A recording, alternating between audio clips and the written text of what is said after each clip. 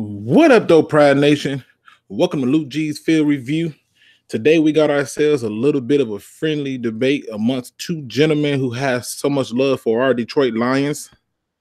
So, let's get to it, okay? We have ourselves with 313 J-Mo. What up, though, 313 J-Mo? What's up, man? How's it going, man? Hey, man, listen, I knew I had to get you on when you asked to get on. And you dropped that sweet video about the Lions fans, man. So okay, look. Somebody gave out the Joy Road original first. Okay, what's up, though? Snipes 313, D Williams. What up, though? All right, ladies and gentlemen. So here's the thing, Mr. 313 J Mo hit me up, and he made it clear that the Lions should not take a tight end at 8. And so I was more than excited to have him on so we can have a friendly debate about it. So, if you haven't had a chance to check out 313 J-Mo's channel, definitely check out the man's channel. He talks more than just Detroit Lions sports. He's talking basketball. So if you're that person who's in love with basketball too, you want to check out his channel. All right, without any more delay, let's get into this debate, man. So you say we should not take a tight end at 8. I'm listening. Okay, so first of all, I don't think the Lions should take any type of offensive star in the first round. I think we should focus on defense. And when I'm looking at every tight end drafted high, the highest tight end that's been drafted is 6. One of the tight ends has been a Hall of Famer, and it was another one of the tight ends that was a really good player. The other two guys didn't pan out so well. And if we're going to draft a tight end first round, I feel like he has to be some type of generational talent, some type of transcendent player, or have something special about him. If you look at OJ Howard, he's not a bad blocker, but that might not be his main strength. He might be a better receiver, but his receiving talent is very, very special. Same thing we know, Evan Ingram, and Travis Kelce is much more of a more complete tight end, and now he's blossoming.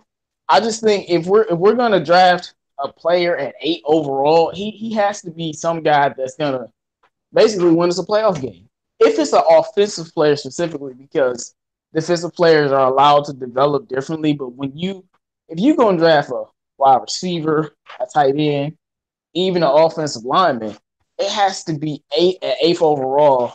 It has to be, if it's an offensive lineman, I think it should be, the effect of Quentin Nelson if it's 8th overall. And I just said what I think it should be if it's a wide receiver and such.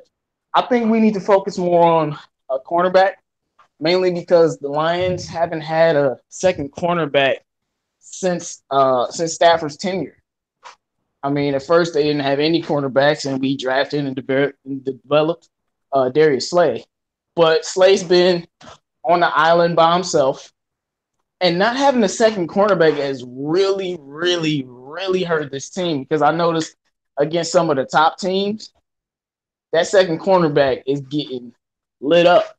And when Darius Slay doesn't have his all-star game or a down game or something of the effect of that, then he's having a down game, and the second cornerback is getting lit up. For example, the Seattle Seahawks. I mean, Tease Tabor and Nevin Lawson and Deshaun Shedd, they got destroyed. And besides us being able to stop Seattle's run game, I feel like that's a real reason why we lost that game. And it's a few other games like that. So I think we need a cornerback. I would rather have Byron Murphy. And I know he's not as high on a draft board as a Greedy Williams. I don't necessarily know why, but I would rather have Byron Murphy, DeAndre Baker. And if we didn't do that, then I want a linebacker. I don't mind the Lions trading up to take Josh Allen. And I don't mind as long as we get a good linebacker that's worth the pick. Now the guy that you told me about, I was watching your video when you told me about Khalil Hodge, and while I was watching the mid video, and you had talked about his first step. Like before you even said anything, I was like, "Dang, his first step is fast." I'm like, I mean, it almost looked like he teleported. Like I'm like, how did he get that many feet that quickly? Yeah, And Khalil Hodge the real deal. no, I mean it looked like I said, it looked like he teleported, bro. I'm like, how did you get? That was quick, And you went in that video about him. I love what I see from him, and Okay. and I feel like Jared Davis and Devin Kennard, I feel like we only have two good linebackers. Well, two great ones. I think they're both great. They both have their own strengths. And you add Khalil Haas to that, it's going to work greatly, especially for Jared Davis. Jared Davis, he uses his speed to his advantage and his instincts. And you put Hodge and you put Kennard on each side of him with Jared Davis, their ability to cover, it's just going to be insane. And last thing is, I do actually like the other tight end from Iowa, Noah Fant, and I know he's not as good of a blocker as Hockenson, but at the end of the day, if we're going to get a weapon, if it's a tight end, it doesn't have to be the number one graded tight end. And I just feel like Jim Bob Cooter specifically, he made our players look much worse. And I don't even mean to say it like this, but we can get by because we have Matthew Stafford. And if we just find somebody, it don't have to be an average player, but we can find somebody to fill that role because there's a couple tight ends on the market, then we don't have to necessarily spend the pick on a superstar tight end. But it's not going to be anybody to, especially in this division, to fill that role at the linebacker. Like you can't just replace a linebacker, even no matter how good your system is. You have to have a playmaker. And I'm looking at the schedule and looking at the teams we're going to be facing against. We're going to need our linebacking core to really step up because we just have a lot of holes, and the middle of the defense is fine. It's gonna help everybody else. And I know a lot of fans, they want a defensive end. I don't have a problem with that, but I don't think it's not as big as a need as a linebacker, especially when that linebacker can pass rush like Khalil Hodge.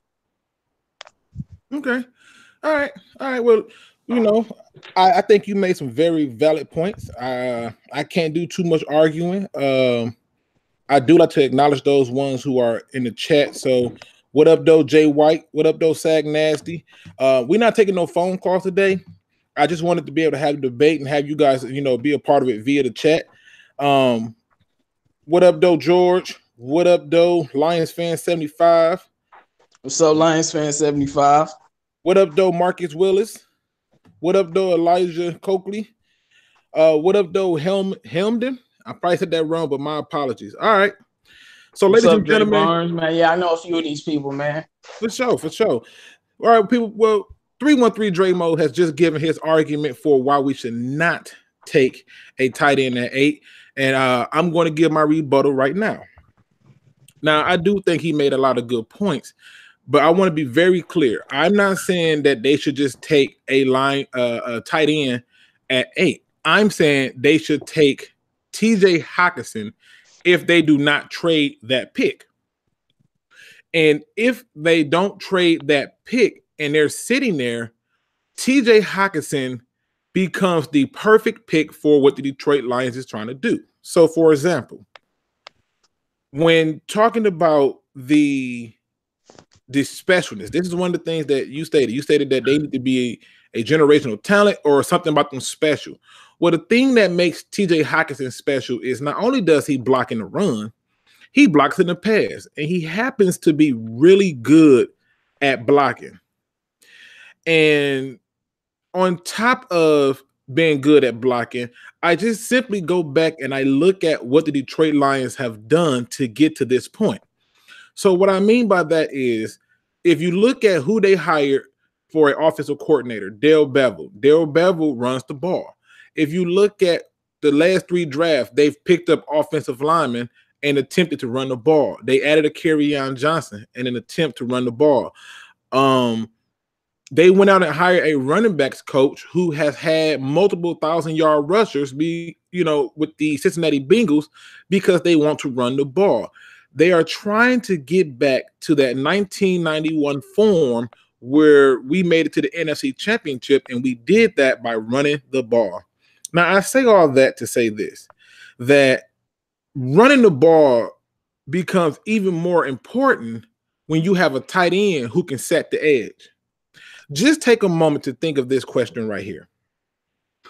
If I were to tell you that you will be getting a player who would not only be able to set the edge, but who would be able to take on the DNs in our division by himself when it comes to run blocking, and would be able to assist the tackle with those same DNs like the Khalil Macks, the Hunters, the Griffins, would you still believe that the tight end is not worth the pick?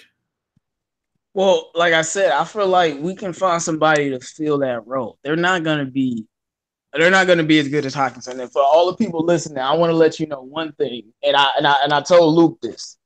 If we actually drafted Hockenson, I know he's going to be great for us just because of the fact that he's playing with Matthew Stafford.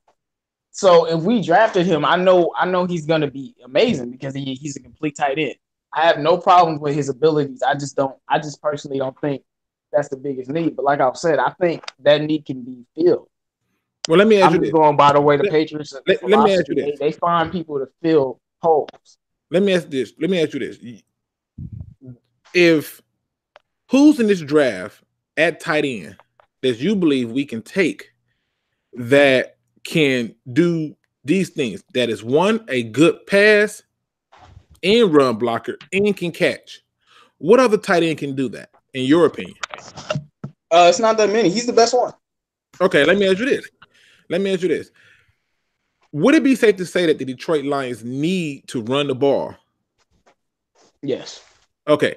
If he provides an added edge to us running the ball, what is the real opposition you have to us taking him? I'm not saying now if they take no offense at I'm gonna have a problem with that because you can't just he's a catching tight end.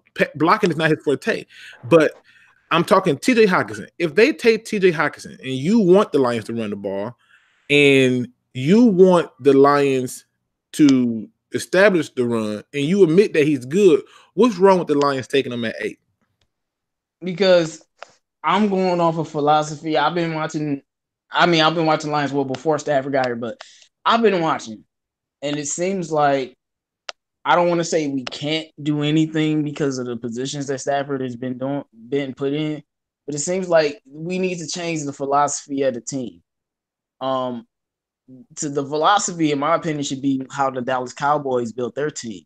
You got your star running back, and we have a much better quarterback, and you get that offensive line, but you had that defense that's doing things to keep you in games and win you games. And if you look at the Cowboys, they definitely had a tight end issue. But I feel like if they had any tight end that's above average, they would have been fine. And I just don't know if that's the only way that we could run the ball. I mean, we ran the ball extremely well, run blocking wise, because Ragnow, he was much better at run blocking than pass blocking. And according to some research, Tyrell Crosby has taken a huge, huge jump, and they are very, very excited about him. So I just think a part of our deficiencies in the running ball philosophy did come from the offensive line, and Hockenson would help. But like I said, we had Levine Tololo blocking. The year before, we had Darren Fells blocking well. We can find somebody to put there. And in my opinion, Hockenson is going to be insurmountable in blocking, but at the end of the day, it's his receiving ability that's going to make us special. And if that's the case, I feel like we can find other weapons. Now, I do apologize for interjecting, but I do want to ask this. I do want to point something out now. I don't think it is the catching part that makes him special. It's solely the blocking. And the thing that I wanted to point out. I mean, like special for us. Well, that's what I'm saying. I think that's what makes him special for us. Outside of the blocking, he's just another tight end. I mean, most tight ends can catch the ball that come out, and at that point, he's not worth an 8th pick. You see what I'm saying? To me, the thing that makes him special is his blocking ability. Now, let me say this to you. Here's one of the things I do have an issue with in terms of when we was talking about the run last year. When we wanted to run the ball and was effective, they would put in Toyola, and teams knew when he was in, chances is they're going for the run. And then when we wanted to pass, they would throw in Luke Wilson. And so now all of a sudden it's a tail. It's almost like you giving a tail at a poker game. Just like when they would put in Theo Reddick, people pretty much knew that more likely than not we were passing with him. And on top of that, we ended up, putting in Kerryon. They, because we didn't pass it to him as much as I would like, but they knew we was running. And so my thing is, if I can keep a tight end out there who can play all 3 downs, where you don't know if I'm passing it to him or running, I feel like we can make some things happen that way. You know what I mean? Now, I do know that you talk about corner. I feel like the ceiling, or let me take that back. The learning curve for a corner is much higher than a tight end. And the reason I say that is because just look at Darius Slay. He didn't come in giving us no impact play. It took him a while to get into that. So, and then when you go through and look at even last year's draft, the Green Bay Packers took 2 cornerbacks. They struggled. They had their moments where they looked good, but for the most part, they got destroyed. I mean, just look at what happened to them in the last game against the Lions. Man, that's the Lions, though. I'm just saying, but but as I told you, there have been first-round corners who are, I'll just say, for lack of a better term, gassed up as being some highly touted great corner, and they actually turn out to be that good. Marshawn Lattimore, Denzel Ward. I actually didn't think Denzel Ward was going to be that good. I thought he was going to take him, longer. But I mean, he came right in and was solid. And we don't need our cornerback to be amazing. First of all, we need an upgrade from Nevin Lawson, and we need an upgrade from Nevin Lawson that gets turnover. And I think he just fits the bill. Byron Murphy specifically, or Baker. I mean, I don't have a problem with either one. Now, let me ask you this, or let me do this. Let me address some of the comments in the chat, because the comments in the chat are saying things like, first of all, let's start off with now he gave me the spelling phonetically, so it's Hamden. I'm probably still saying that wrong. I apologize. It's been a long day. But he basically points out that Irv Smith from Alabama pass block. Irv Smith blocking was predicated on a good offensive line, and I don't think he could stand alone by himself. And when I watch film on Irv Smith, his blocking is about as sporadic as Gentry's is from Michigan. Now, I do know he also brings up this point. He says, at 8, depending on who's available, Quentin Williams would be my first choice. I don't have a problem. I don't have any problem with Quentin Williams, but I don't think Quentin Williams make it to 8. You know what I'm saying? Like, I don't see that. Nah, I just don't see it. I'm with you on that. So now the question becomes. Wait. Let's stop right there though. Why do either one of us want Quentin Williams? It's because because we got great D tackles, but he has such talent that overrides that sometimes. And I just feel like some of the other players, might fit that bill in a way, because honestly, if we being real, do we even need Quentin Williams? I know some fans were talking about Sue coming back. I'm like, well, I don't think he would, but if he did, great. But do we actually need him here? Well, I'll put it this way. I think what you will see is this, okay? The reason why we don't have a problem with Quentin Williams is because we know that Snacks is not getting any younger, and we know that A'Shawn Robinson obviously hasn't took that next step to be considered elite. So took a huge step this year though. He did take a beautiful step, to be honest with you, but that came with some support. so I mean, hey, it's all about development, man.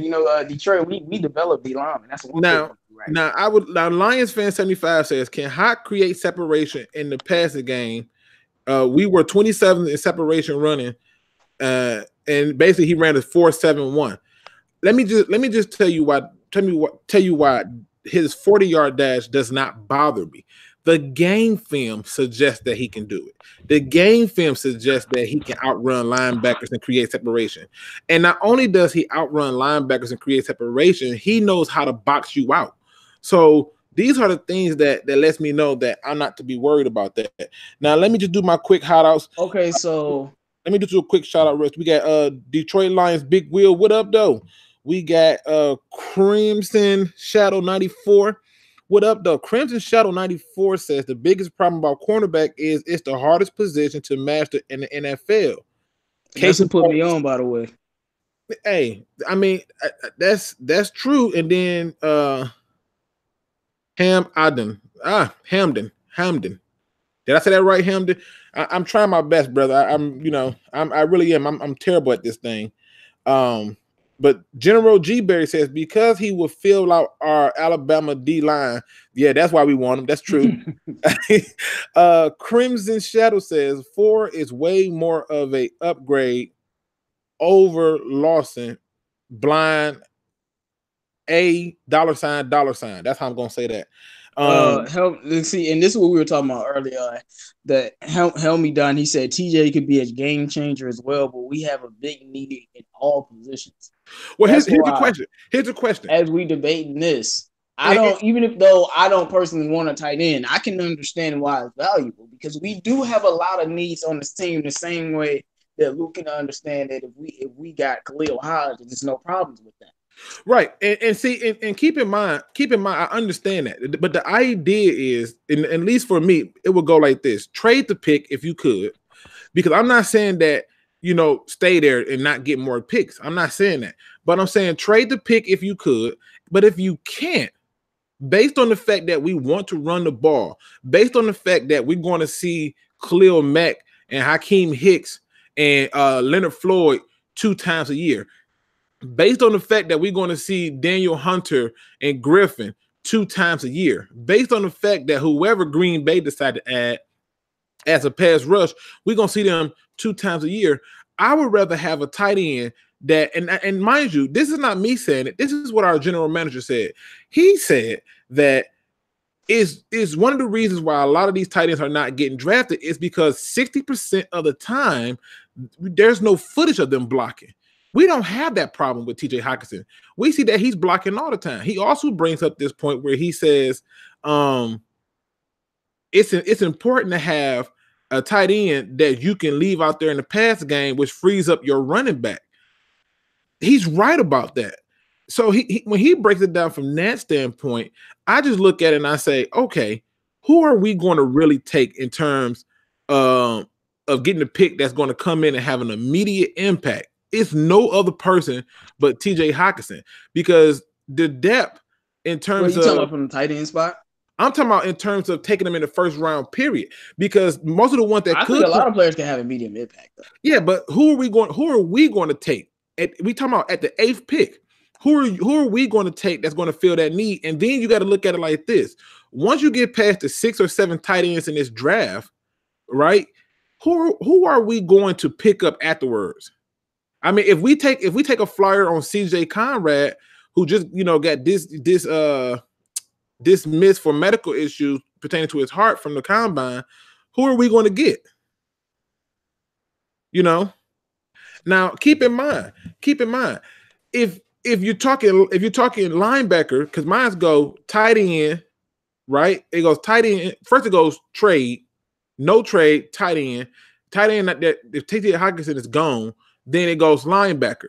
Now, if the linebacker that I would want is gone, then I just keep going down the list. But I'm just saying, for me, so if TJ Hockenson is gone, then who would you want?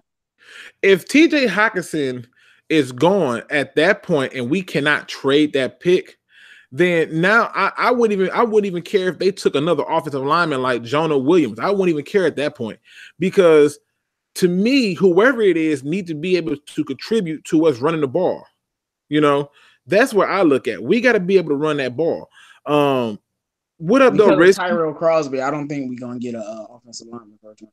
I mean, I'm just saying though. I mean, I definitely don't want an O-line first round. And that's what I'm saying. But I'm just looking at it from the standpoint of it really goes for me. After it goes the tight end, it goes linebacker. Like if they decided, well, we're gonna take a flyer on Devin White, even though I think Devin White over pursues and he doesn't have these natural instincts and he has this delayed step. I mean, once you see Khalil Hodge and then you watch Devin White, most people can see the difference in what I'm talking about. Now I see some new names up in here like Risky. What up, though, Risky? Welcome to the show. Tight end should be addressed in the second round. We need impact players. Well, here's the thing. Who's to say the tight end can't be an impact player?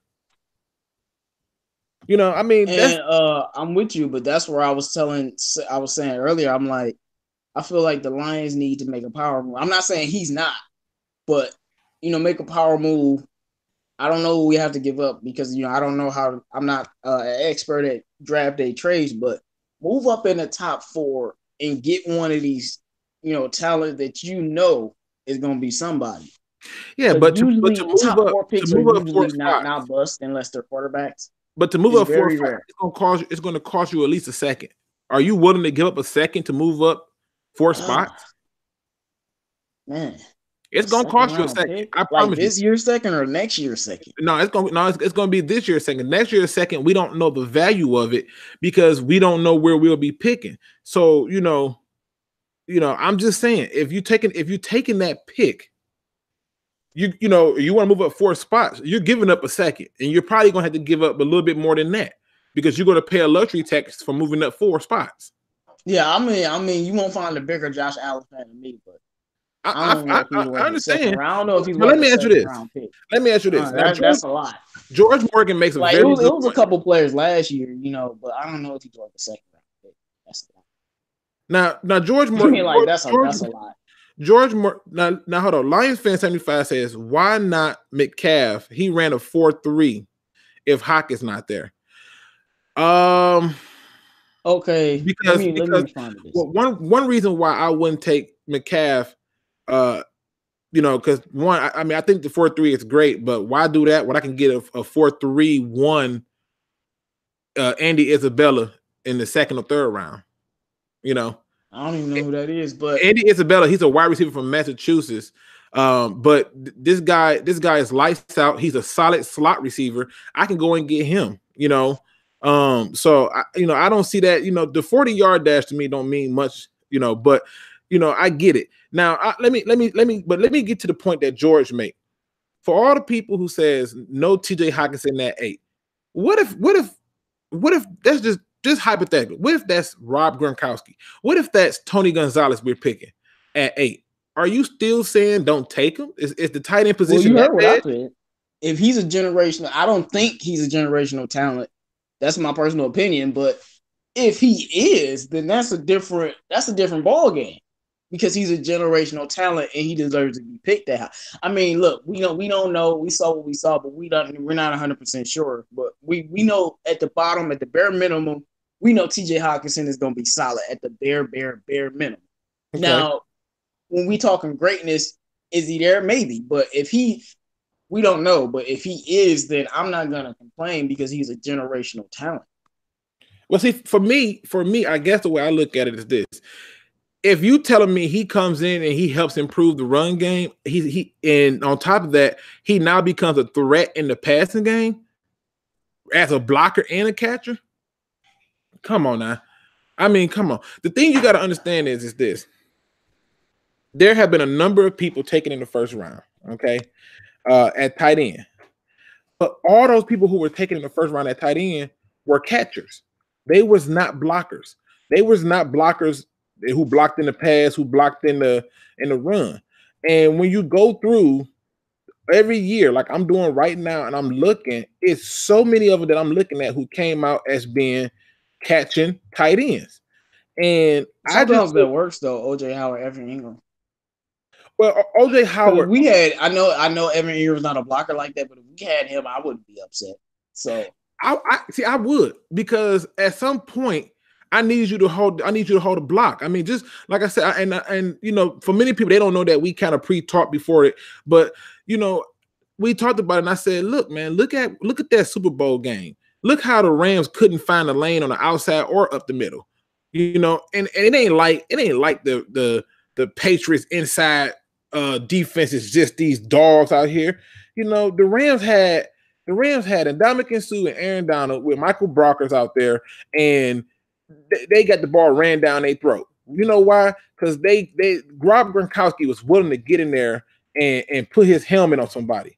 Now, my thing is if a person could come in and make that big of a difference, why not? Like, in my opinion, he could end up being the next Dallas Clark. And I dare somebody, you know, come in the comic section and tell me that Dallas Clark was trash, because go and ask Adrian James and Peyton Manning how trash he was, and we can talk about it. You know, what do you think of Jesse James? Jesse James, to me, I think, like, now keep in mind, I want people to understand something. I think we need 2 tight ends. Now, if you're talking Jesse James would definitely give you a big body to catch, and he can be a blocker too. But if you pick him up, let's just have hypothetically they pick him up, I'm still taking TJ Hockenson. See, because my point in asking that was when I said I feel like we could find somebody to fit that role. Yeah, but if we had Jesse James, he doesn't have, you know, and another like dynamic receiver, we wouldn't necessarily need Hockenson. And instead of getting Hockenson, if we were getting a star cornerback or we got Khalil Hodge, I just think that'll help. Because like at the end of the day, points will be scored, but it's about stopping the other team. Like, we played the Chiefs this year. I think that's an automatic loss, but not if our linebacking core is top 5 in the league. Oh, you know? Please. The Chiefs, like, we got to be able to stop other people. The Chiefs running the ball definitely helps what it does with the clock. But I just feel like we really, I'm tired of being scored on. Lions have the 27 points per game. You can look it up for yourself. The second highest points per game given up by any team in franchise history. Under Matthew Stafford's tenure. 27 points per game. Like, that's true, man. And listen, I can't knock that. I can't knock that because that those are valid points. You know, when you make a valid point, you're never going to hear me try to argue it. Right. Now, again, I like to stay in my chat because I like to make sure people are able to, you know, be a part of the conversation. So let me just hit on some of the things that people are saying. Lions need to trade down. This is a deep draft. That's what Snipes 313 is saying.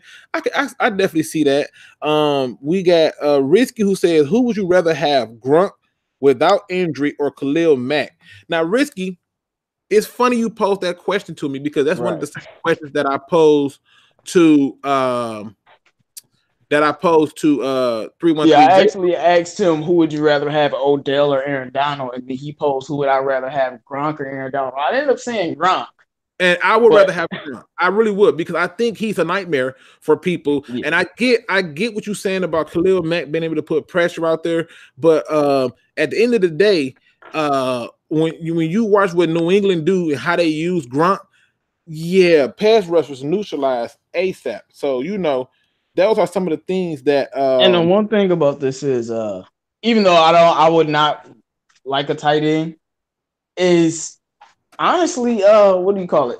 Pass rushers can be neutralized if you have a left tackle. Especially if you have a left tackle with a blocking tight end. And that's the you seen what the Eagles did to Khalil Mack. Now Crimson Shadow 94 says, any thoughts on us getting another wide receiver and maybe one of those third rounders? We got it, like Hakeem Butler.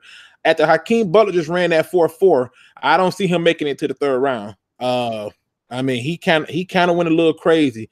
The Gold Lion says TJ Hockenson is our pick at 8. I just happen to think it makes sense. George Morgan says compare his college film to any other tight end. You can't compare it. I mean, he's doing things these other tight ends ain't doing. And Bob Quinn talked about it. He says that most of these tight ends are playing in spread offenses and are not required to block. You can't get a good beat on those. That's why they're not coming out in the first round. Lions Roar 74 said the one reason why I would want TJ Hockenson, he said, I'm afraid we don't get TJ, the Packers will. Now listen, we talked about this earlier. We talked about this. I don't want a tight end, but if the Packers want him, I'm taking him.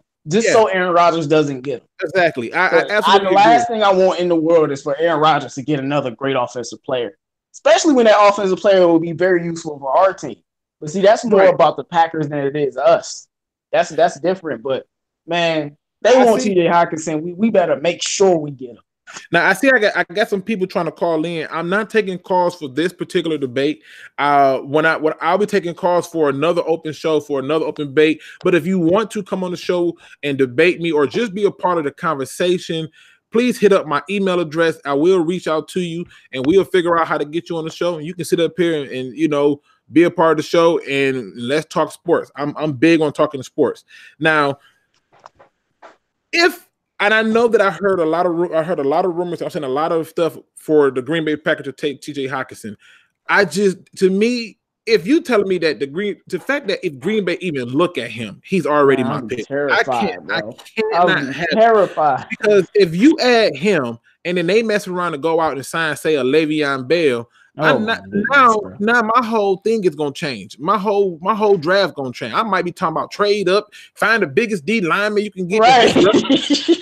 You're gonna have me change my whole perception. But to me, we are sitting there at 8 and can get a talent that is so different from what we've seen in so many years. Now, Francisco Xavier says, you bet he is going to improve the run game. He is perfect. If he is there at 8, I am confident Matt and Bob will pick him. Why? Because it's going to help improve the run game, period. Hashtag facts, Francisco Xavier. Hamden says, true. I don't know, though. Wait, this is what he said. We really don't know what Bob Quinn's going to do. Listen, you better check out my breakdowns. I'm on Bob Quinn's case, man. I'm checking out everything he's doing. I'm picking up patterns and everything. But Hamden says, true, we didn't use the tight ends much last year. No, we didn't. I don't know that TJ is a generational talent, but he is close. He certainly is. It's just hard to say until we see him in the NFL, and that's true. But you know the one thing I know, sometimes that could be a telling thing.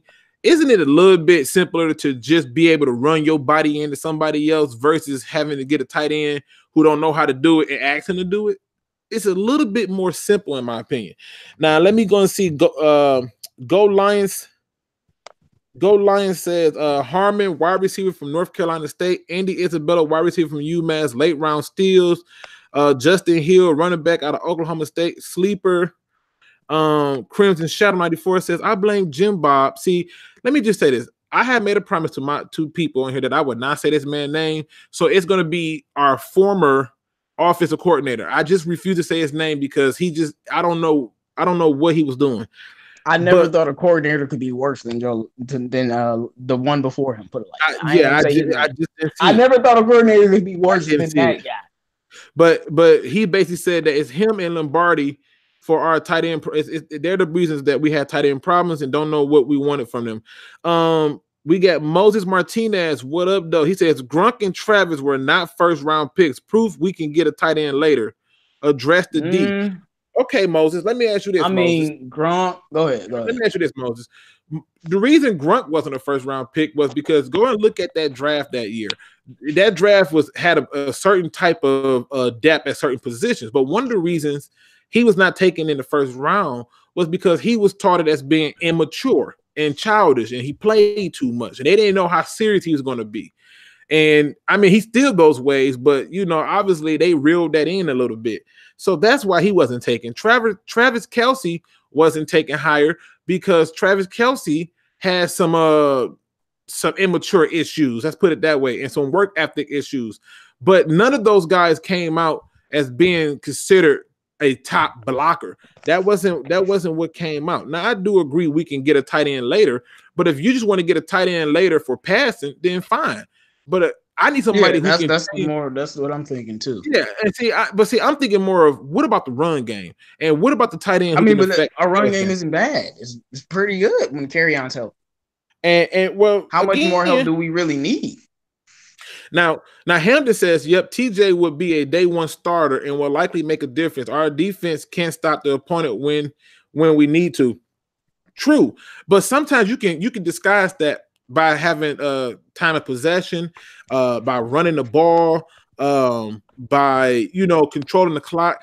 And also, y'all forget this is a very deep draft for you to get your D tackle, your DE, and your linebackers, your safety, your cornerback.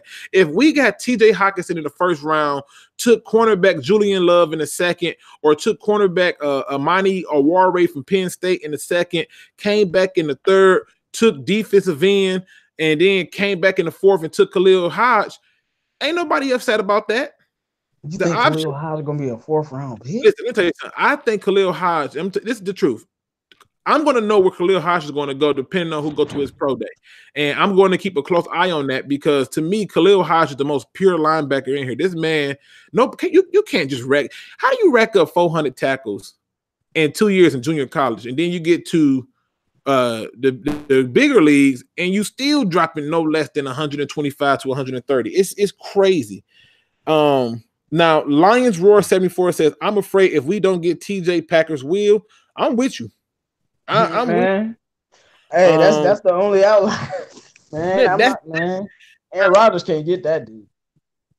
I know some people might be wondering why would I want to take him if Aaron Rodgers would get him, because like I said, because I've seen TJ Hockenson's film. I know the dude is good. If he comes here, I know he's going to be great. And that's exactly why I don't want him going to Aaron Rodgers. Even if I would prefer getting a linebacker or a cornerback, Aaron Rodgers can't get it, man. Now, here's the thing. I forgot about this, too. Marcus Willis and Michael Sen says Gronk was also hurt and recovering from injury. That's why he slid. Okay, so that's another one I forgot about that part, too. On top of that, George Morgan asked the question, can anyone name a tight end on our roster who would go somewhere else and be a starter? I can't. We didn't. I think the Lions, if you pay attention to what they did in free agency, they did a lot of menial moves tight end wise. And they thought Michael Roberts was going to be something. Well, I think the thing with Michael Roberts was he's supposed to be a red zone threat, but Michael Roberts don't run routes. And again, this is something that TJ Hockenson does. He runs routes. I can show the footage, but I'm saving that for another day because I'm going to make something special that people can see to understand why this guy needs to be the pick. Now, we have shout out Noble Sports. He's in here too. What's up, man? What up, though, Noble Sport? Noble Sport, that's my man right there. What up, though, Noble? AB for pick 30 is a real option rumor. So George Morgan is saying that it's rumored that the Green Bay Packers are willing to trade their first pick at number 30 to the Steelers for Antonio Brown. I've already stated my opinion on if Antonio Brown goes to the Packers. I would absolutely love it. I know y'all going to think I'm crazy, but he's going to mess up their entire salary cap, and you're going to have Aaron Rodgers, who's a diva, with Antonio Brown, who's a diva. And if Antonio Brown is not getting the ball, now you're going to have to figure out what they're going to do with Devontae Adams. It creates this whole host of problems that I just hope just wreck the Green Bay Packers. But if nothing else, it's going to destroy their cap. So for all means, trade your first. Let's remember, I just want all Lions fans to remember how good Darius Slay matches up with Antonio Brown over their careers. It's hashtag facts around here. Now, let me ask you this. Is there any way I can make you at least feel more comfortable with the idea of taking TJ Hockenson at 8? It's kind of weird because I know he's a good player. Right. So it's kind of hard to say, I don't want us to take a good player. You know what I'm saying? That I know is going to help us. But like I said, we have, first of all, trust Bob Quinn. So if he takes Hockenson, I'm not going to complain because Bob Quinn hasn't missed in the first round. But I just feel we have a lot of holes on this team. And I don't think it's even though TJ Hockenson, I can't put a percentage on how effective a person would be on our team. Right. It's like 4 players that could give us the same level of impact. So it's just about at tight end, though. About what Bob Quinn wants. At tight end, though. I'm just talking about at any position. Okay, so because for me, my biggest issue is I sit at home and I can already tell you when certain people get in the game, I know what's going to happen. You know what I mean? I know when I see Theo Riddick, we are not running the ball. Theo Riddick ain't gonna be on this team. No, he's not. He's not. But I'm just saying. But when I see Theo Riddick on the field, I know that 9 times out of 10 is either a draw or it's a pass to him out the backfield.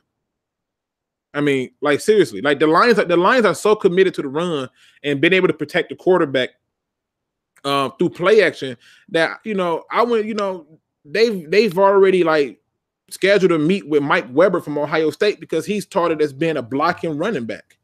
So to me, if you just go through and listen to what the GM says, I'm telling you, if they take this tight end, there's nothing to be upset about. You're going to still get your defensive lineman or whatever else you need in your other rounds because there's depth there. And that's not coming from me. That's coming from your general manager.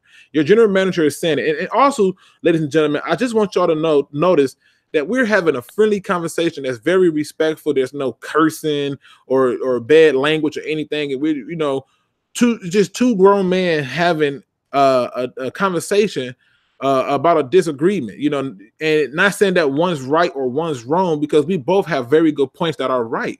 It's just a matter of being able to have these type of discussions versus a media outlet that's going to tell you nothing but negative stuff and lie on their way to doing it. So, and I do want to say this now. Obviously, any player that we get could get hurt. True, but if we got Hockenson and then he got hurt, what happens then?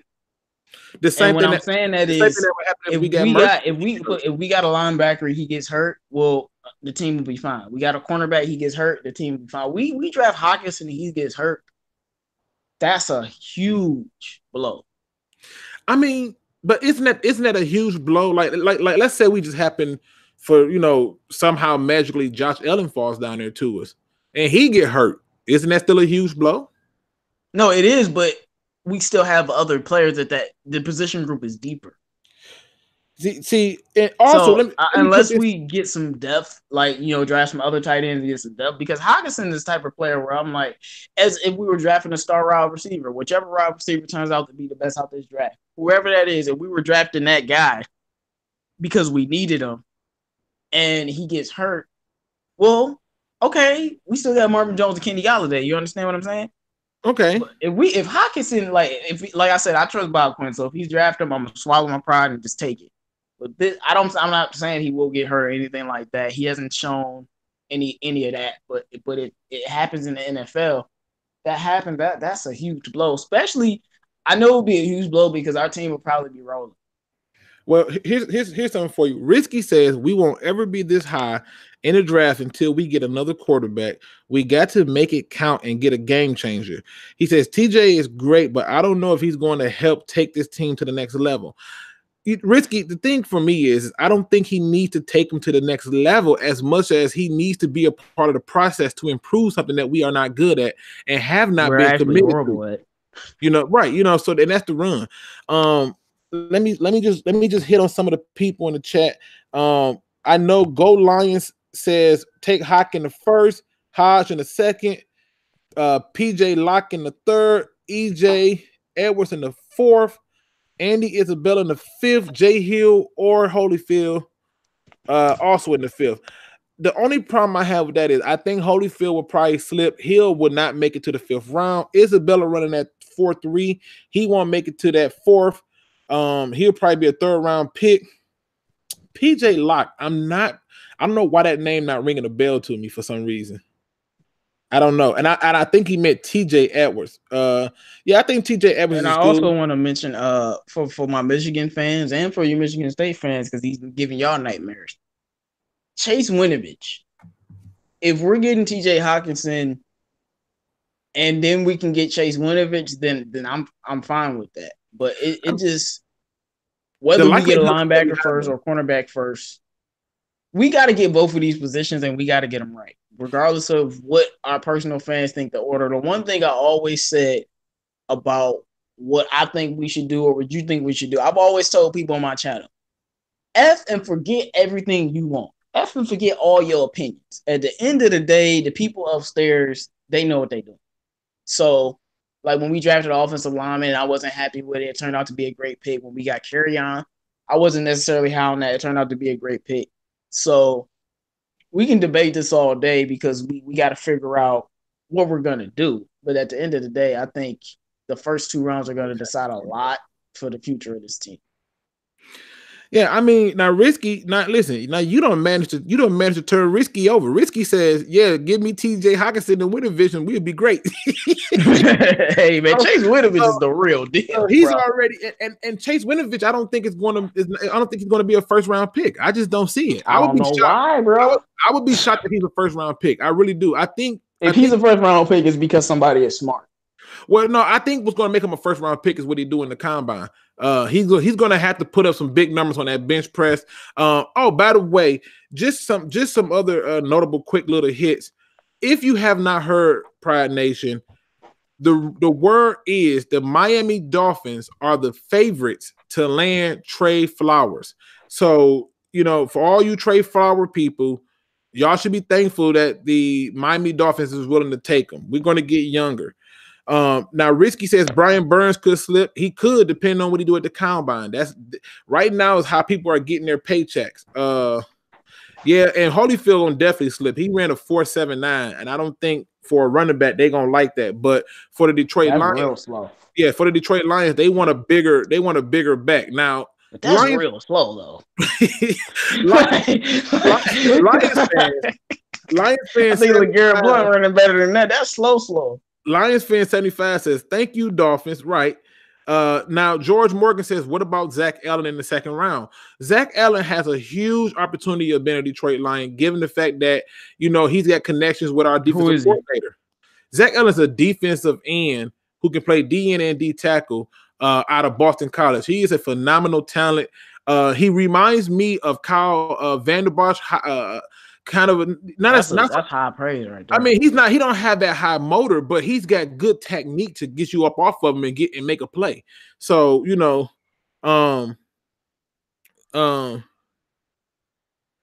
somebody said they think O-line ran the 40 faster. I'm feeling like 4.78, bro. Yeah, like, he ran a 4.79. Like I said, I didn't want to make this too long, but I wanted to have the conversation because he hit me up. He was very respectful about it. He was like, look, I want to get on the show and I want to talk about it. Then he had this great video that I probably watched about 4 times that he just dropped. I think like yesterday it was. You dropped that video? Yeah. Yeah, he dropped that video yesterday, and it was titled Lions Fans Are Stupid, I believe it was, but it was funny. It was very funny because he brought up some valid points in there and some things like that. I just want people to be able to have this fair market of conversation. So if somebody ever wants to get on the show, please hit up my email at LukeG'sFieldReview@gmail.com. Okay. It's all together, no spaces, LukeG'sFieldReview at gmail.com. And I will respond to you and, and figure out what we're going to talk about when we're going to get on and how we do it, because I only got one requirement. Just keep it clean and PG. That's all. Now, let me get to some of these comments right here. Crimson Shadow 94 says, we need youth. What are we? The Arizona Cardinals in here? Right. DN should be picked in the 3rd round, according to Sag Nasty. Okay. Snipes 313 says, we have 2 of the top 50 picks. Y'all name people to select. That's not even in the top 50 people. I don't know, man. Chase Winovich should be. Here's my thing, Snipes. I do not believe in this top 50, top 100. Until you are in the big leagues playing, your list don't work for me. Take the player that do what you want, okay? And that's going to be good for your team. It doesn't matter where you take them. I bet you a lot of teams looking back on it wish they could have took Tom Brady with the first pick. There's a lot of people looking back on Antonio Brown who wish they could have took him. Okay, Shannon Sharp. I went way back. I went way back, but Shannon Sharp. Right, Shannon. Or what about the guy just last year? The guy that's on Denver. What's his name? The running back. I'm drawing a blank. Philip Lindsay. Yeah, I mean, I think he went undrafted, right? Yeah. So, I think there's always this thing for people to look back. But again, I'm glad you said that, because that's why I brought up the injury thing. So let's say everything goes well, we get hot, somehow win a playoff game. He plays good the 2nd year. He gets hurt the 3rd year. And let's say we instead of getting him we passed on Byron Murphy, and let's say Byron Murphy is the best cornerback in the league at that point. Okay. A lot of Lions fans gonna be like, you know how Lions fans are. Right. Well, we shouldn't have taken Hog, and people will be like, well, he was what we needed. But look at Byron Murphy. He's shutting down every other cornerback. Now, this is just an example. And you know what I just want us to be sure and don't have any regrets. And you know what I'm gonna do? Well, the minute if that even happens, which I don't see it happen, like I said, the only thing that can stop TJ Hockenson is injury. Just like Khalil Hodge, or they can stop him is injury. But if that happened, as soon as I start seeing Lions fans go, "Oh, we could have had this," I'm going to say, "Wait a minute, want y'all the same group?" Because I mean, the beautiful thing about doing YouTube is this stuff all records. I'm like, ain't y'all the same group who wanted Greedy Williams first? You know, wasn't nobody talking about Brian Murphy. I did the film study on him, and I just flat out said, "Listen, man, Greedy Williams is a sometime player who don't want no contact." I mean, I'm telling you right now, he don't want no smoke. And I think an article came out, which was just a rumor. Mind you, the article was on Livewire for the Lions. It was on an article in there where they were saying that the Lions don't want Greedy Williams because they talk about having cornerbacks who can tackle. And thank you, Lions. We're glad y'all smart, man. And Matt Patricia said that, you know, he puts a value on tackling people.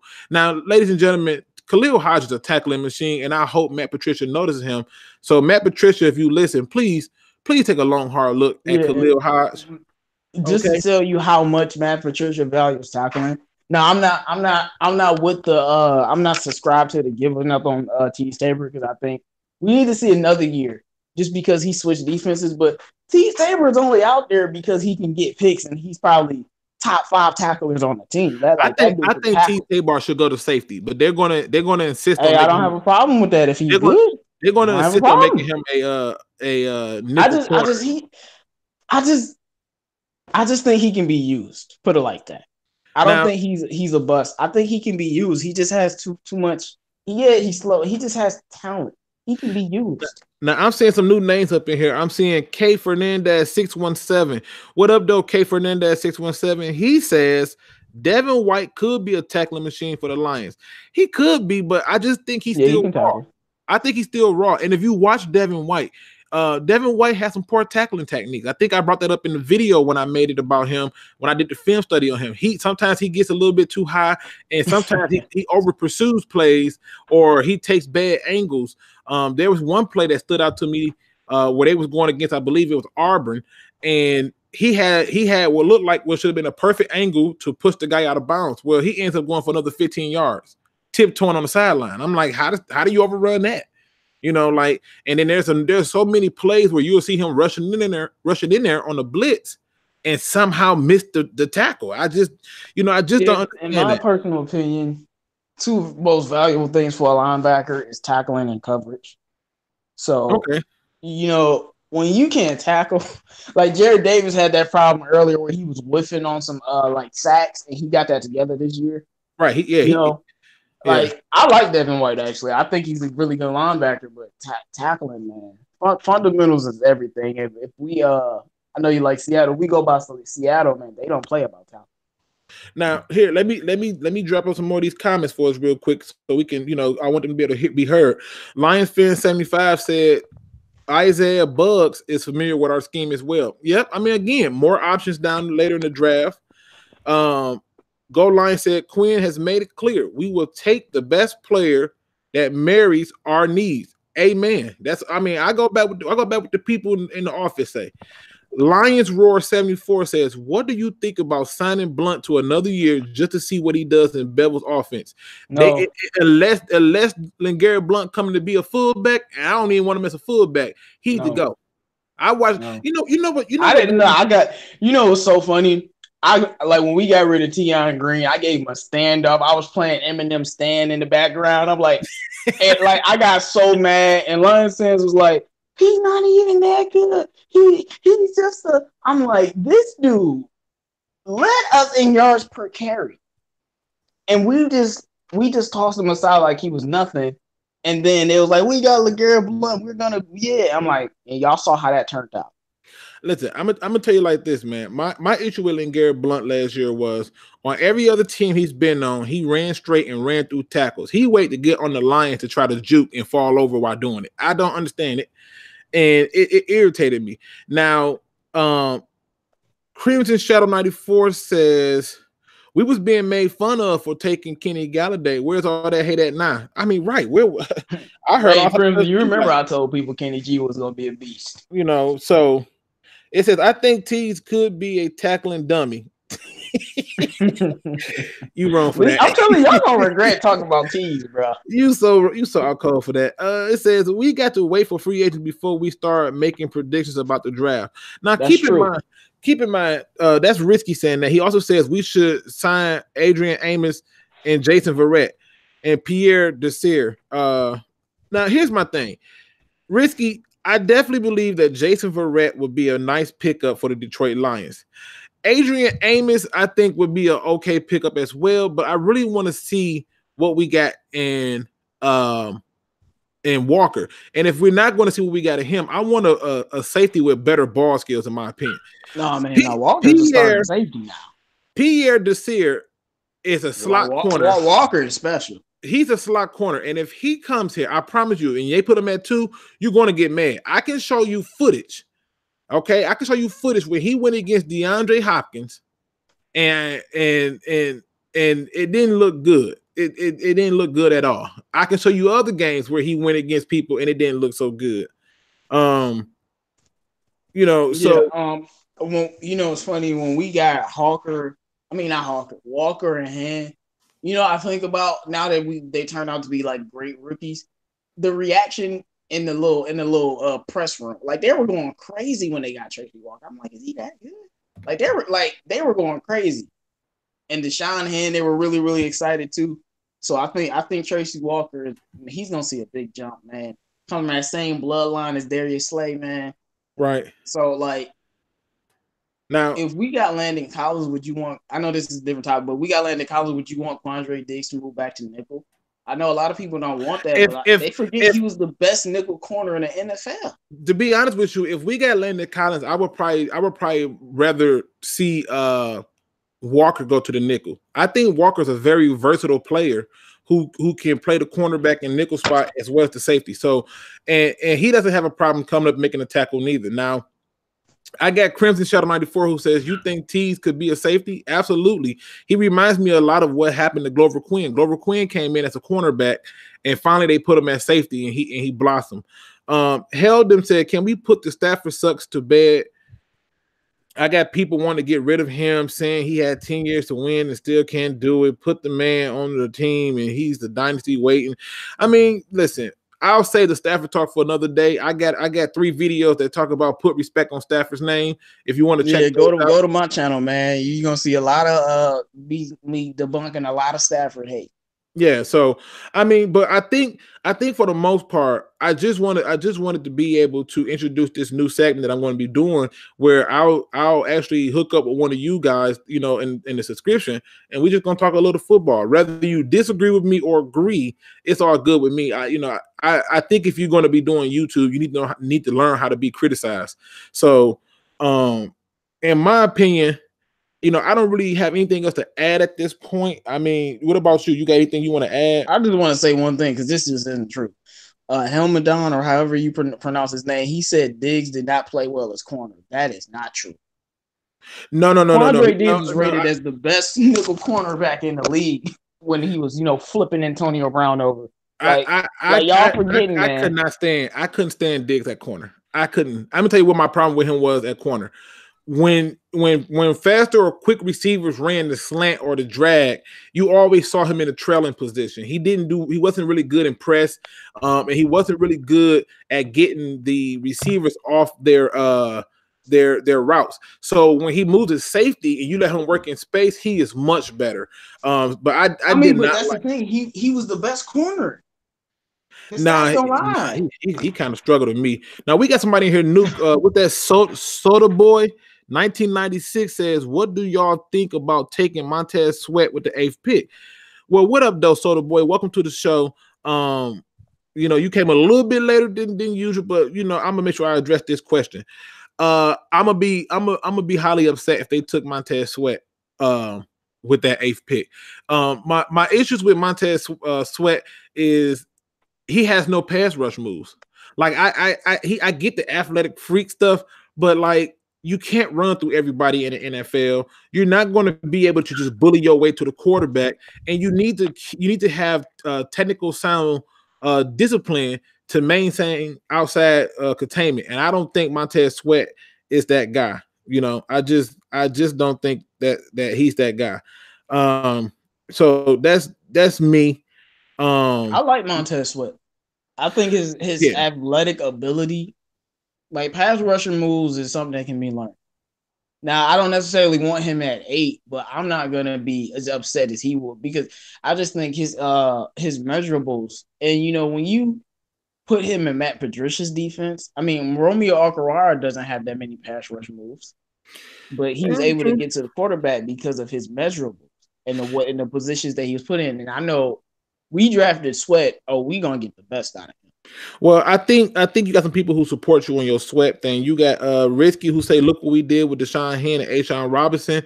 Again, I think those are two different people because of how we use them. And I'm not putting Sweat at D tackle. I wouldn't dare do that. Nah, he's an outside D. And we moved Deshaun Hen from D to D tackle. We play around with him. And then we got 1991 Max Stagg who said Diggs never got burned on passes he didn't deflect. He immediately tackles his man. I'm telling you, go look at the numbers because I know your numbers guy. Like, he only moved to safety because we got injured. He just had to be real good at safety too. No, don't get me wrong. A great year that year. Don't get me wrong, but I think what the real thing for me is just looking at what I remember in games of importance of how he always trailed. And I can show you the footage with the numbers too. So, you know, the thing about statistics is they tell you a story, just not the whole story. And I just feel like specifically with Diggs is he was a developmental player. He his first year was whatever it was. He had that horrible second year, but that third year you saw the jump. And when we lost Diggs from nickel, you could tell even this year. Like you could tell we were missing it. Like we were terrible at nickel. We were getting chopped up all day. And I'm like, man, if we somehow could put him back there. So I think that's one of the menial needs on the team. That's the thing that's great about players like Quandre Diggs, and that's why Matt Patricia loves him. He can play multiple positions. Yeah, I think, and plus he's short. You know, I know he's a hard hitter like Earl Thomas, but you know that height. He did give up. I remember giving him some touchdowns because of his height. Well, I'm gonna put it like this. I'll put it like this. All right, there's some comments in here that I love, and I think they're perfect. So for one, Lions fan 75 says that Montez Sweat is raw, just like Davenport. Agree. Crimson Shadows better than Davenport though. Says Crimson Shadows 94 says Diggs is a fun size suit. Anybody remember that DeShone Kizer sack brutal? Man, I felt bad for this. I never felt bad for the opposing quarterback till I saw that hit. Now this one right here, I'm giving the gold star comment of the day just because I think it's interesting that he actually believes this. Michael Sin says Luke is only going to be happy if we take TJ at 8. That's not true. That's just not true. I'm merely, to be honest with you, I'm basing the pick off of what the head coach and general manager is saying and what the moves have been in terms of the last few years to them trying to build up to run this ball. My personal opinion is trade the pick first and foremost. Like if I was so sold on TJ Hockenson in terms of him just being the number 8 pick, I wouldn't be saying trade the pick. I actually want them to trade the pick first, and then you can address whatever you want after the fact. But if I'm stuck, why do you want them to trade the pick? Let's talk about that. Okay, well, one of the reasons I want them to trade the pick is because that pick holds a 1,400 point value, which means that we can essentially pick up 3 to 4 more picks just trading it. You see what I'm saying? And it's an easier pick to trade because there's some teams who are going to want some quarterbacks. And what made that possible is Kyler Murray. If Kyler Murray hadn't came out, that pick wouldn't have had as much value. But now it's got some value because guess what? You have these other people who are going to want to jump up to get the quarterback. It's only about 3 or 4 legitimate quarterbacks who people believe. Yeah, that's why I said I felt like in the top 8, even though it's not that many, it might end up being 4 quarterbacks taken. Right. And so, you never know what happens. And, if it hypothetically is, and you got a Josh Allen, or I don't think Quentin Williams will be there, but you got somebody like that there, then, what do you do then? If Josh Allen is there with TJ Hockenson, or let's say Quentin Williams is there, I'm telling you, I have to go through and weigh the options on depth. The idea is, if I'm taking them at 8, how many teams pick between my pick from 8 in the first to my next pick at, I believe we're at 10 or 11 in the second. So how many picks in between that where people need tight ends? We talked about it already. Right. Green Bay want a tight end. That changed everything I'm saying. Green Bay want a tight end. It's rumored that Green Bay wants a tight end, that the Lord Jesus, what is their name? The Patriots want a tight end.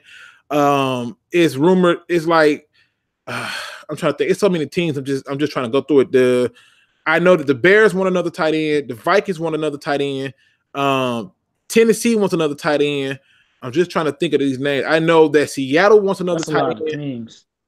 And you talking about all these teams who want a tight end in between us. And I just think that it's just, it's boiling down to who gives you the best value. Now, Michael says, like, what are the comments saying? He don't think there's much separation between the players this year. Well, that's why we're having this debate, because it's not. Right. And like I said, let me be clear, people. And Lions Roar 74 makes another good point. Even the Bengals need a tight end. So, I mean, it's just too many people who want a tight end after you. And you got to be able to weigh your options if you stuck at 8. That's going to be best for you. Now, let me just be clear about this. Anthony Burns says, if we got Landon Collins and a linebacker in free agency, would everyone still be mad about taking TJ Hockenson? That's a good point. Of course not. If they go out and fill a safety spot and fill the linebacker spot, would you still be mad? D Ford, I'm gonna be dancing. Get who? D Ford. Is that Kansas City's the DN who played at Auburn? Yeah. Yeah, so he go missing some games. I'll take Fowler's over Ford. You think Fowler is better than D Ford? Yes, D4 benefits from a great scheme fit that is basically around Justin Houston. And 20, I mean, he was playing, but Houston was hurt though. 20 sacks, man. I mean, yeah, but you also got to understand, man. Look at what they was doing to people. People was playing catch-up ball. So when you playing catch-up ball, it's not hard for you to just pass rush. Go back and look at his history before then. Yeah, CJ Mosley. I mean, I've already, talked to my fans, man. Talk to the fans. If we were, if we got one of them star-studded linebackers, then that changes everything. But we don't know what the Lions are going to do.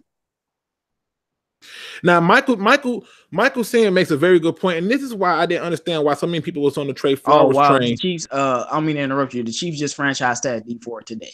Wow. That's I told you he's a great player. He's gone. Told you D4. He's like, nah, we gotta bag you up right now.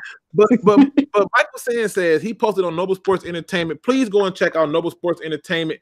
If you have not, that's a very good channel. He also talks sports. He's a part of the Detroit Alliance and Derek P. Fields channel. Make sure you check out those two channels. But he says that he posted on his channel that Okorie and Trey Flowers are almost identical in terms of their pass rushing and sacks. That's why I don't see why Trey Flowers is worth the money that we're gonna end up paying him. Yeah, people always want to talk about his pressures. What about his pressures? Yeah. If you look at his pressures don't even add up to what Okorie's pressures was. Okorie got back there way more often. To me, no, he had way more pressures than Okorie. Listen. If you go through and you look at half the time that people was moving in the pocket, Okorie was moving that pocket. Him and Kennard. And when you go and look at Flowers, Flowers, in my opinion, I just don't see that what he's going to bring to the table. Crimson Shadow said, "Pass me to Jack Daniels for D4." Right. Hey man, as soon as we talked about him, he got franchise. He got bagged up, man. And I just feel Okawara. Well, a lot of people brought up the pressures, but I was like, so we use Deshaun Hand for pressure. I mean, we use other players to get that production. Like I feel like he didn't get a lot of his pressures because Deshaun Hand was getting those. and they're right next to each other. And you know how stats be. Again, I think that's a little misleading. You ain't gonna get no beef out of me. Again, ladies and gentlemen, I just wanted to put that out there and have this friendly conversation. I do appreciate you, 313 J-Mo, for reaching out and for coming on and for having a respectable conversation that was informative. That wasn't based on emotion, that wasn't based on opinion, but facts. And I appreciate that, man. You got anything you want to give the listeners before we head out? You can follow my channel at 313 J-Mo. I know a lot of y'all in here are part of DV, Detroit versus everybody, man. Main reason I got on that wanted to talk to him is y'all know about people like Motor City Sports Talk, and it's a couple channels that's putting out this false information and just basing things off of opinion and emotion and being bitter about the franchise. And you know, when Crimson Shadow 94 in the comments put me onto this channel, I realized this is another smart Lions fan talking, and we just got to stick together. Like I told him, all of the Lions fans that knows what's really going on, and we know football. Put it like that. We need to just stick together and just keep the fan base where they need to be, and not lead them astray with things that aren't true and a lot of falsehoods. Okay. And that's why I just wanted to join and build and just keep the community strong and grow it. Yeah, I mean, like I said, I appreciate it, man. I see you getting some love. I got some people who are saying, "Oh, bring J-Mo in for another show, Luke." I most certainly will. We got our contact information, so I'll be reaching out to him, making sure that we able, to do this again. We probably do something on his channel. Ain't no telling. It just depends on how we're gonna go with it. Bobby Boucher. Hey, what up, though, Bobby Boucher? Welcome to the show. You're a little bit late, but you know what? You should definitely go back and listen to it because this was some good conversation that I think that does not occur very often. But Bobby Boucher says Trey Flowers, $18.5 million. Yeah, I'm good on that. That's a lot, bro. Like, oh my goodness. But again, that's it, ladies and gentlemen, for tonight. Like I said, I'll be doing more live views. I'll start taking the calls again. I got a show coming up. I'm just trying to wait till the linebackers part of the combine is over, and I got something special for y'all that I think y'all would definitely enjoy. But that's going to be it for tonight. Again, thanks 313 J-Mo for coming on. Please check out his channel. Check out Noble Sports Entertainment channel for TA. Check out Derek P. Fields channel. And as always, as I say, please don't be no chump. Please do your research.